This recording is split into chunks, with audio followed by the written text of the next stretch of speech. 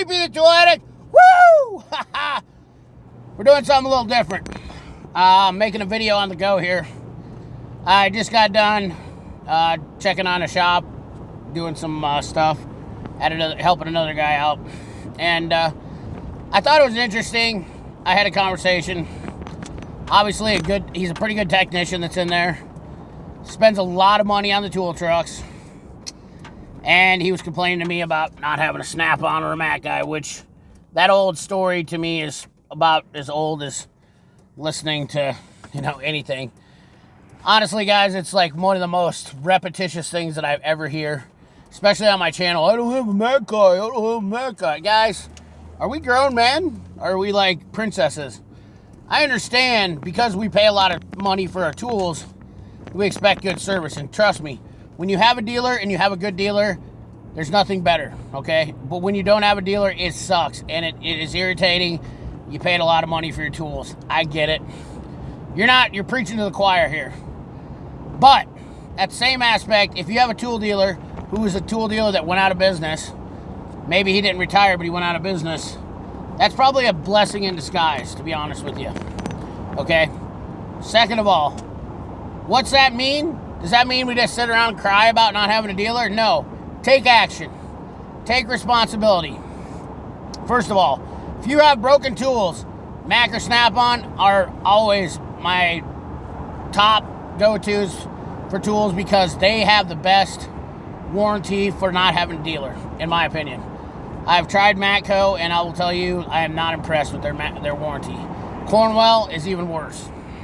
Now, you have a lot of other tool companies out there that are a lot better, but you're probably not going to get USA-made stuff or higher quality stuff, which can or cannot be, that's not for me to really determine whether or not. We're not talking about that. What we're talking about, though, is the fact that if you don't have a tool dealer, guys, you have options, okay? First of all, you can get off your lazy behind and go chase down a tool truck. Yes, I know that seems like, but here's the problem with this industry. Mechanics like to complain. Yeah, I said that. Mechanics like to complain. I've complained, and I don't think I do a fair amount of complaining because I'm just a lot more open-minded. Being I was a tool truck dealer, I understand the difficulties of the tool industry. It's terrible. The tool industry is so bad. In fact, the automotive industry in general is based on a bunch of lies. A ton of lies. It's all about sales gimmicks, guys. The whole automotive industry, whether you believe it or not. I mean, let's look at A1 Cardone. Let's look at Dorman. These companies are the biggest, and they give us marginal parts a lot of times. I mean, we just had brakes on a Cadillac, for Christ's sake. It wouldn't work, I mean, you have a multitude of different issues over and over. Now, we're not going to talk about that stuff. What we're here to talk about, though, is tool trucks and getting tools. Now, it's a narrow field for me to be talking to you guys because there's only a few of you I'm talking to. Some of you guys who are my subscribers have taken action, and you actually go out and chase down a tool truck dealer. So, my hat's off to you for all you gentlemen that do that because you're smart enough to realize that you're not going to sit around and wait for life to come and get you. That means you're going to take action. And guess what? That's the best way to approach things. Honestly, hands down, take action. If you don't have a tool dealer, go out and find one. Or call Snap-on. Or take care of it yourself. And you know what? Instead of complaining and screaming out loud, I want a tool dealer, I want a tool dealer. You know what? Get off your ass and do something. If you want a tool dealer, become a tool dealer. Come up with $300,000. Buy your own tool truck. I know that's offensive for me to say to people, but it's the truth, okay?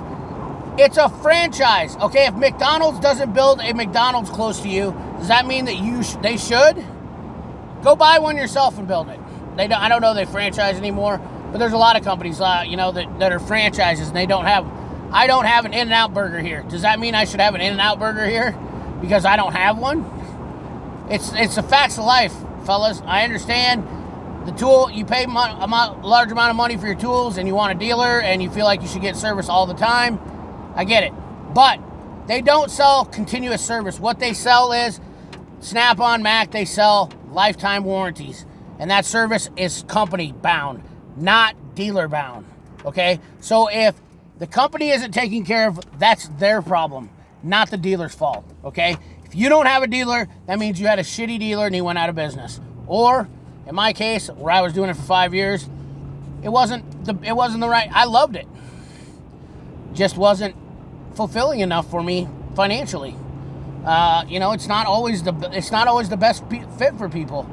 You know, you can make a lot of money, and when I say it wasn't fulfilling for me, it was probably substantially larger than a lot of people make as mechanics. But it wasn't, for what the hours and whatnot I was working, wasn't quite getting what I wanted to out of it. And also I had issues with the company. So I dissolved my relationship. That's how it works. Guys, I hate to be the bearer of bad news and sound like a Debbie Downer and, you know, sound like I'm being dramatic about this stuff. But the honest to God's truth at the end of the freaking day is, you know, sometimes you just have to grab life by the cojones. By the cojones, and you have to take charge, man. You have to get in there and do it yourself. So, I might snip in a little video of me doing some donuts and having fun.